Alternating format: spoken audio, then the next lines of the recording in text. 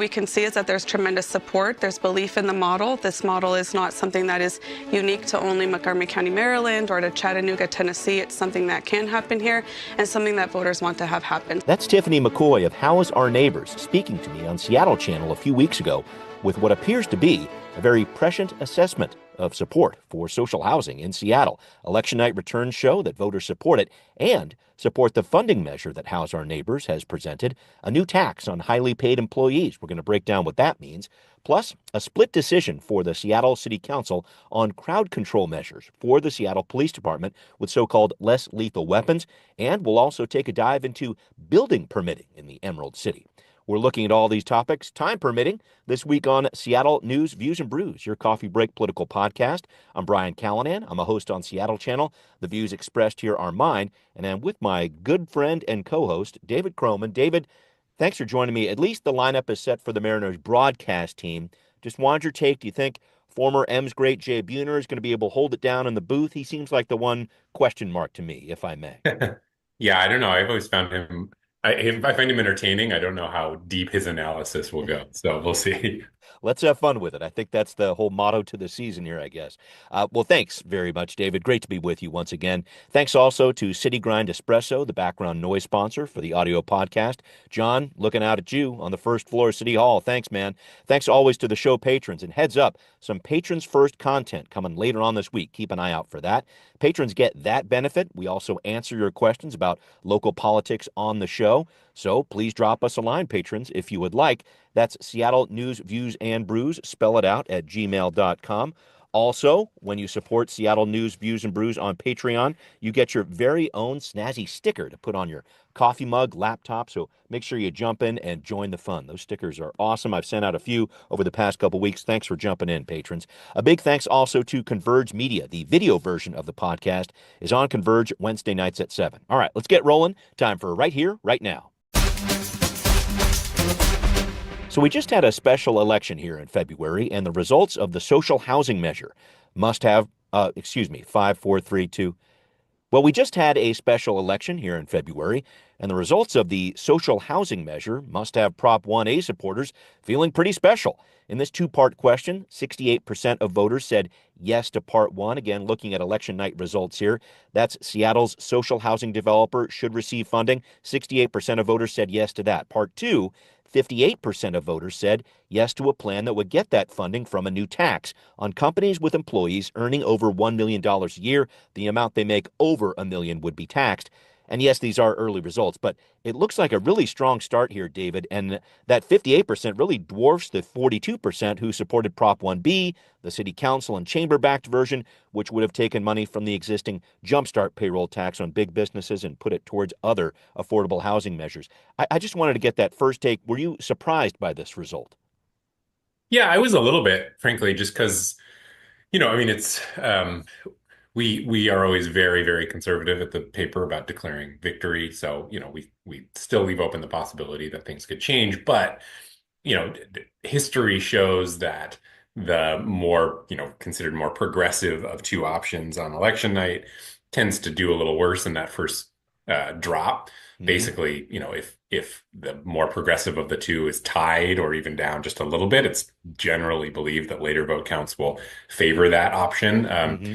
And so, going into this, I assumed it would be pretty close between the two, and then I wasn't sure kind of where it would go in the later days. So the fact that Prop 1A, which I think, is probably widely viewed as kind of the more progressive of the two options, was doing as well as it is, I expect that margin to grow in the coming days. Yeah. It would be surprising if it didn't. And so, again, at the paper, we don't declare victory for any one candidate usually, unless it's super overwhelming, and we usually give it a couple days. But if I'm a backer of the 1A option, I'm feeling pretty confident that this is the final result. And in terms of how they did it had the support of a number of local state reps and senators like Nicole Macri, Daria Farivar, Frank Chop.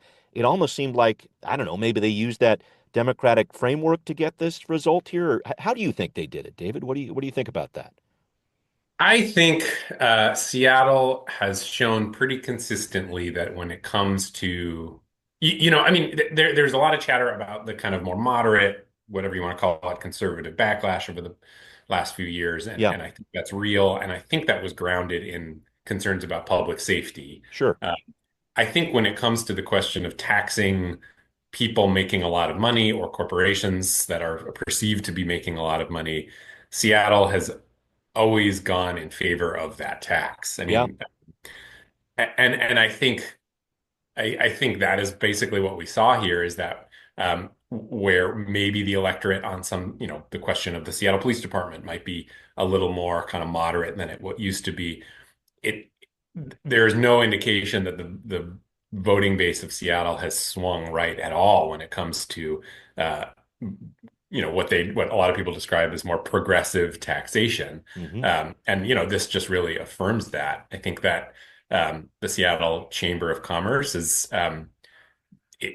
maybe again showing that its grasp on that its ability to kind of reach voters sort of Hmm. seems to end at the public safety question, and for years now has basically fallen flat when it comes to trying to convince voters not to support initiatives or candidates who want to tax large businesses and rich people in the city. Yeah.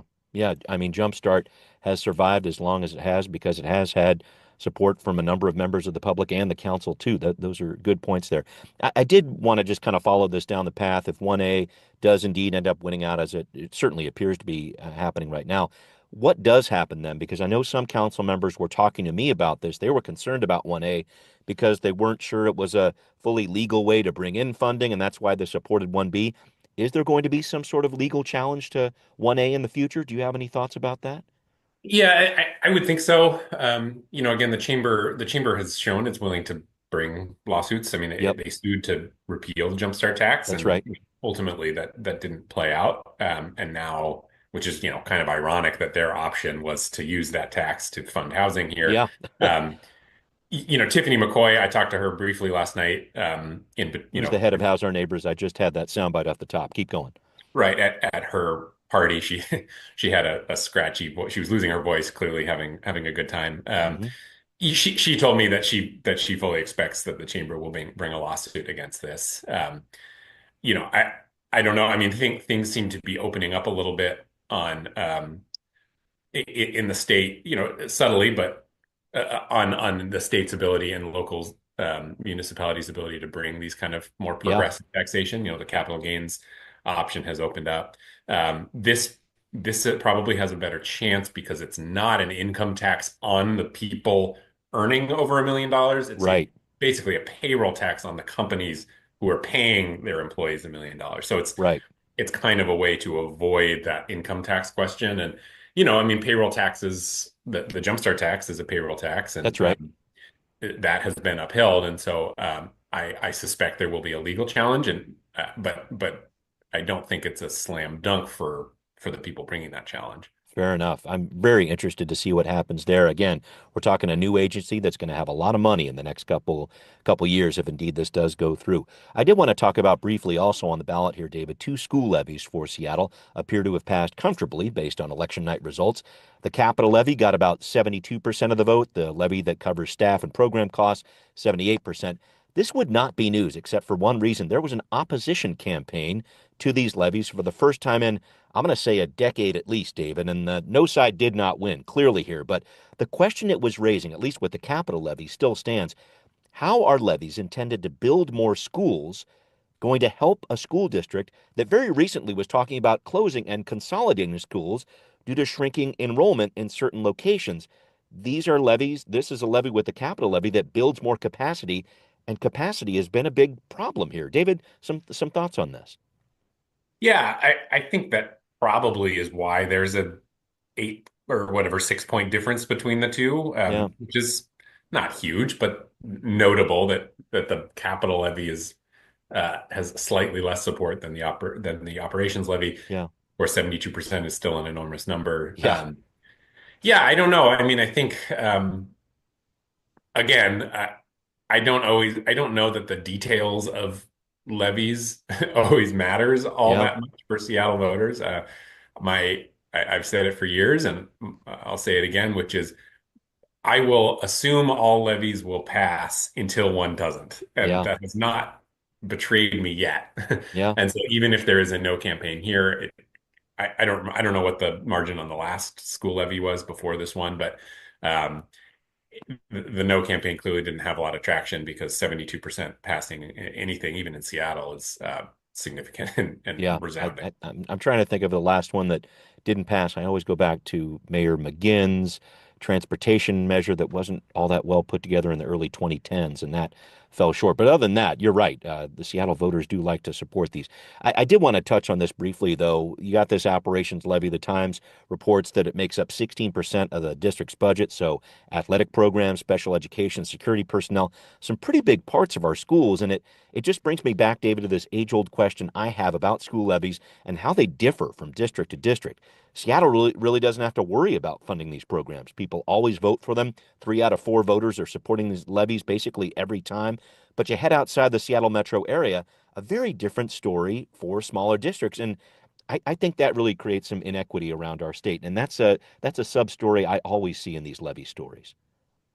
Yeah, and I don't follow this stuff closely because schools is its own It's its own can of monster, you bet. worms. Yeah, But my understanding is there has been some kind of legal questions about these levies and yeah, whether that is creating this kind of patchwork system. I live in Kitsap County, and um, pretty consistently North Kitsap approves these levies and South Kitsap rejects them. yeah. It might be different this time around, actually. The South Kitsap one was leading when I checked last, but Hmm. still, I think, it creates just within individual counties this kind of difference where one school district is getting resources and the other isn't. I don't know kind of what the end game is on the legal question here, but certainly something that a lot of people are thinking about. And Absolutely. At it's the even more state level, too. exacerbated on when it comes to bonding, because Yes. when you bond, you need 60% of the vote. And so basically none of them except in King County pass, Hmm. or except in Seattle. And so that really makes that gap even bigger. Absolutely. Good point there, indeed. All right. Well, up next, a vote on less lethal weapons and crowd control when it comes to the Seattle Police Department came through the Seattle City Council this week. The council not in total agreement about this one. We'll get into some of their concerns and what's going to happen next for the SPD. Coming up on Now Hear This. Well, the Seattle City Council this week passed a bill allowing police officers, in some cases, to use so-called less lethal weapons like tear gas, pepper spray, and blast balls for crowd control during protests, for example. This is a departure from the stance of councils in the past who wanted a lot more oversight on this issue and wanted to ban a number of these so-called less lethal weapons. And while legislation sponsor Bob Kettle says he is satisfied with the final bill, Councilmember Kathy Moore is worried it might not pass judicial muster when a federal judge looks at it. In the end of the day, this is about protecting the rights for those to gather an assembly and to have their protests heard, their free speech. We have to get it right. And I don't know that the court is necessarily going to believe or find that this is an adequate policy. And that federal judge piece is important because this crowd control legislation is the only issue left to be taken care of in the federal consent decree process that's been hanging over the Seattle Police Department for 13 years. And not all council members were on board with this legislation. It was a 6-3 vote with Moore, Rink, and Hollingsworth all voting no. I just wanted your take on this to start, David. What did you make of that vote? What did you think of this final legislation? Yeah, I mean, I think the first thing to know is that the ban on so-called less lethal weapons never went into effect, for various legal reasons. And in some ways, what this legislation does is codify what the protocols that Seattle Police Department were operating on already. Yeah, and links Um, them up with a few more pieces of state law, too. Keep going. Yeah, exactly. So that's one piece of it. I think the thing about this that stands out, though, is it. I think the one device that has always been the most, well, tear gas has always been the kind of most Yep. controversial, of course, but this use of blast balls has always been kind of caught the most attention because, tear gas to use tear gas had always required approval from the mayor's office, which Yeah, was the has to highest declare a level. state of a civil emergency. That's right. Whereas blast balls had been much more, I don't want to say casual, but the Right. Not Seattle needing Police that Department. level of approval. Sure. Hmm. No, and they were used frequently. They haven't been used since 2020, but for years before that, every May Day they'd be using them, and so this was kind of the big question of this legislation, and this legislation elevates their use to that same level where the mayor needs to declare a state of emergency. Yep. And so, I mean, I know some folks are frustrated that the council passed this at all, feeling like that they shouldn't be taking these steps to allow this to go forward. That said, Mhm. under these new rules, the Seattle Police Department is more bound in its ability to use particularly these blast balls. So that'll be interesting to see if that makes a difference. Again, the protest scene has been pretty quiet since Right. 2020, so these Right. policies really have not been put to the test. Yeah.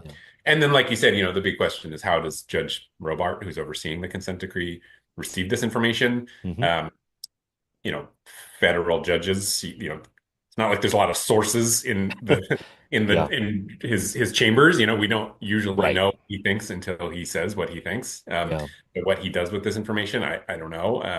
And I think any kind of trying to read the tea leaves of Yeah. how this will play out is difficult to know. So, the hope from the people who passed it is this marks the end of the consent decree. Right. I have seen the consent decree declared over several times over many years, and yet here Uh-huh. we still are. So, Yeah. I wouldn't count those chicks until they hatch. Fair enough. Fair enough. I did want to touch on one twist here. The amendment that said other police jurisdictions would have to comply with Seattle laws if they provide mutual aid in these kind of crowd situations.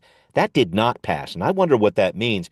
Councilmember Kettle says, with that in place, other agencies wouldn't help out Seattle. But then Councilmember Moore was saying, shouldn't all law enforcement agencies be on the same page when they're in Seattle?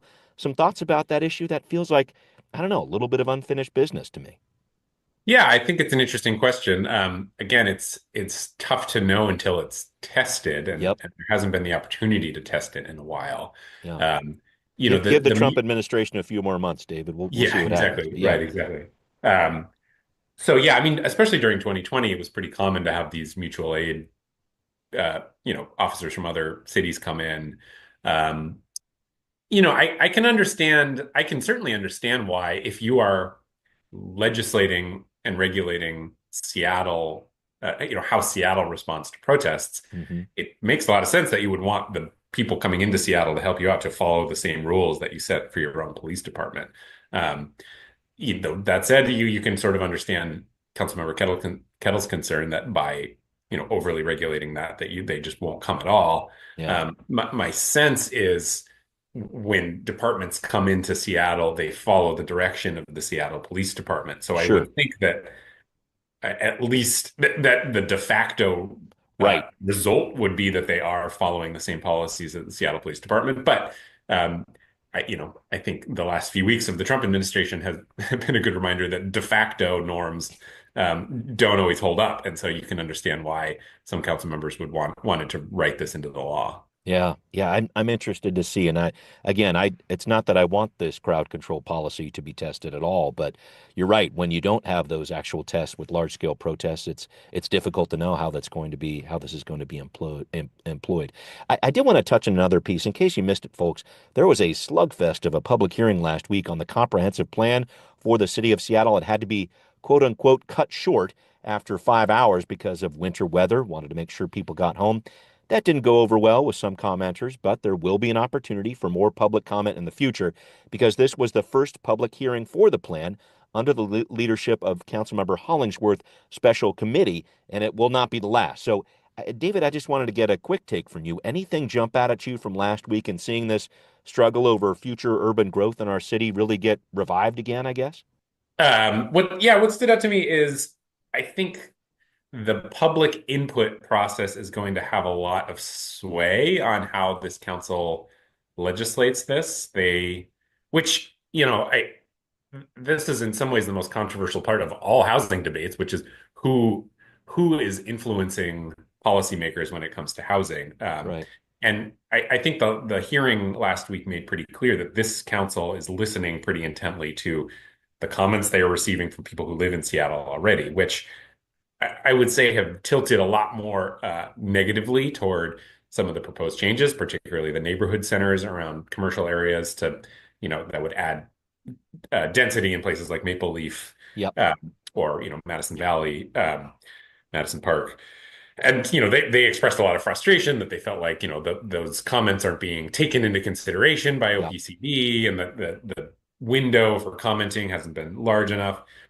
The counter argument that some folks have made is that process always kind of favors people who have the time and energy to submit these comments and show up to City Hall. And B, a lot of growth planning is about how we accommodate people who are going to be here eventually. And of course, people who have not moved here yet are not commenting on this plan. Um, but so that's always just kind of an interesting piece of this housing debate. And I think what I took away from last meeting is this city council is taking pretty seriously the comments they're getting from the people who live here now. Right, right. And it's a newer city council. You have to take that into account too, and just realizing that a lot of the questions the council has been asking, this is a process that has been going on for many years within the city, but this is really the most public-facing piece of it now that the mayor has dropped some legislation. And there's something that I'm keeping an eye on here, David. I thought that I saw a date on this recently, but I feel like mid-February is about the time we could see potentially a legal appeal to what the mayor's put out here, the environmental impact statement for the comp plan here. And I just start thinking about this because this process has been delayed so much already. Do you anticipate seeing a legal battle here when it comes to the comp plan? Because we have a lot of neighborhoods, as you say, that are really upset about what the mayor's proposed here. Yes, I think I saw Ryan Packer of the Urbanists tweet out that there has been an appeal to the EIS, Okay, okay, um, which is not surprising at all. I think anyone who's ever watched any of this stuff fully expected that there would be an appeal. right. That will delay things. So then the question is, there's this deadline for the city to show that it's coming into compliance with state law around adding density in the city, which I think is June, end of June. I don't know exactly when in June. But an appeal to the EIS will likely stretch out the conversations in City Hall past June. And so then it becomes this thing of, do they need to pass some kind of interim legislation to come into compliance with the state before they kind of do the full meal deal? I think the answer is yes, Wow. which that complicates things. So yes, I expect there to be an appeal. Yes, I expect that to drag this conversation on further. But what's different this time is there is this specter of the state kind of looking into what Seattle is doing, and the city has to comply with state law, and so the timing of all these things is pretty complicated. Yeah, there's so many different pieces going on right now. And I know this committee will be meeting again. They actually weren't required to have that public hearing because they haven't actually come up with their own legislation yet. They're still working through what the mayor has been proposing to them. So we're going to see what happens. But there will be more opportunities for public comment. I have heard that from every city council member I've talked to on this one. So we'll see what happens there. But coming up, an interesting look at what's happening with Seattle's permitting process and who's leading the charge to try to potentially change it. We're going to discuss it coming up on What's Next. Well, hidden in the latter part of this week, the Governance, Accountability, and Economic Development Committee is meeting to discuss ways to improve the building permitting process. There are a few professional architects on a roundtable list here. Also, Don Blakeney, head of the U District Partnership Group, which focuses on neighborhood economic development. And I just wanted to ask this question to you, David. Is permitting a governance issue or is it a land use issue? I just think it's so interesting to see Council President Sarah Nelson diving into a big land use topic like this. I'm thinking a little bit of the Soto housing issue from a few weeks ago that she jumped into as well. And I'm just wondering what you make of that. What's she trying to do here? Yeah, permitting is so interesting because it seems to be the kind of uniter in we hear that from so many people who are taking office, which is we want to reform the Clean up the process, right? Get rid of the permitting red tape. Yeah. process, clear the red tape. And this goes well beyond Seattle. I was reading about the Inflation Reduction Act passed by President Biden. There's a lot of questions, of course, about um, its future. And, one piece is that a lot of the money from that is flowing to red states because blue states like Washington have such onerous permitting processes. These projects are just not getting off the ground. And, I think you can kind of trace that all the way down to cities like Seattle, which is just layer on layer of permitting, and then staffing crisis has slowed all these things down. So people are Yep. waiting months, years to get the proper permitting. Um, and Mark Solomon, when the first thing he said when he was chosen to fill the vacant seat was he wants to take on the permitting process. Here we have Councilmember Nelson taking it on. And yet, for all the talk and all the years I've covered City Hall, there hasn't been a lot of like massive overhaul of permitting. There have been some exemptions Right. for affordable housing and things like that. But if the goal is to totally upend the system, I haven't seen that yet. And I don't know if this is what leads to that. Yeah, I'm not sure either. I do know that the city has seen a lot fewer permit applications in the past couple years. I saw a report on this at the end of last year. Those master use permit applications down 65% last year as compared to 2019.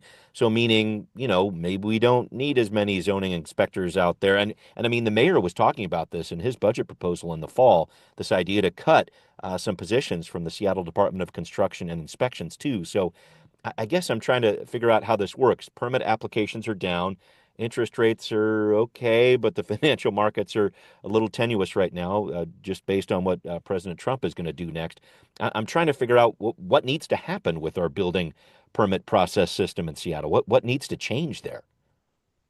Yeah, I couldn't say for sure. I think the reason permit applications are down is because of interest rates in large Yeah, part financially and motivated. Okay, inflation. Uh, and I think that's going to cause a lot of problems that are separate from the actual permitting process. But sure. but I think you could point to the permitting process uh, as a point of frustration because there was this kind of narrow window, uh, kind of between 2012 and 2000 2022 maybe, Uh-huh, uh-huh. where the economy was doing better and interest rates were incredibly low and demand for housing was really high. That would have been the period when you want to get as many of these housing projects through as Mm, quickly as possible. And yet a lot of them, I think, are bleeding over into these years now because the permitting process is so slow. So maybe you're a real estate developer and you wanted to build a building and you started your process in 2018 and it took 4 years to check all the boxes and suddenly interest rates go from 3% to 7%, and yeah, COVID hits all this, right? Yeah, your project doesn't look so good anymore. Whereas if you had been able to kind of expedite that process within 6 months or something, you might have gotten your project off the ground before all of that changed. And so, in some ways, it matters less now, the mm. permitting process, because it probably should have been something we took on when it really mattered the most. Yeah, no, that's a good observation. I think the finances really drive this conversation, 90% of it, and trying to work through these other pieces with building permits, et cetera, is certainly part of that process, something that can cost a lot of these developers money. All right, well, David, it is definitely time to wrap up with you here, and I just wanted to make sure I asked you this question. When Ichiro throws out the first pitch of the 2025 baseball season for the Mariners, can't wait to see that. Do you think he should just skip the pitcher's mound, do it from right field, laser the ball home from 250 feet away? What do you got? Oh yeah, that would be great. Yeah, watching Ichiro makes me nostalgic. It feels like he can still do it. You know what I mean? It looks like he can. I know. I think he threw out a first pitch last year. Maybe it was the year before that was clocked at like 90 miles per hour or something like that. I Right, right, mean, right, right, right. I don't know how old he is now. He's probably late 40s, maybe Yeah, even 50. I don't know. And he's still uh, in better shape than a lot of people playing now. I know. It's like we could kind of use maybe a little platoon in right field. I'm I just know. throwing it out there. That's very interesting. Well, Yeah. David, Are you thank you. allowed to start playing again even after you've been elected to the Hall of Fame? I don't know. Hey, it's this is the time we need to try these things out. Yeah. I would love to see it. What a great. I'd go to that promo night. That's for darn sure. Well, David, thanks so much for joining me. Thanks to everybody listening to Seattle News, Views, and Brews, where you can always find out what's brewing in local politics. Thanks again to all the patrons who support the show. If you are not a patron, please do support the show for just $5 a month or more if you'd like on Patreon. Would definitely be appreciated. You can hear us on Apple, Spotify, wherever you listen. Thanks also for watching on Converge Media. We will see you next time. Seattle News, Views, and Brews is an independent production of Callanan Media Services. Copyright 2025.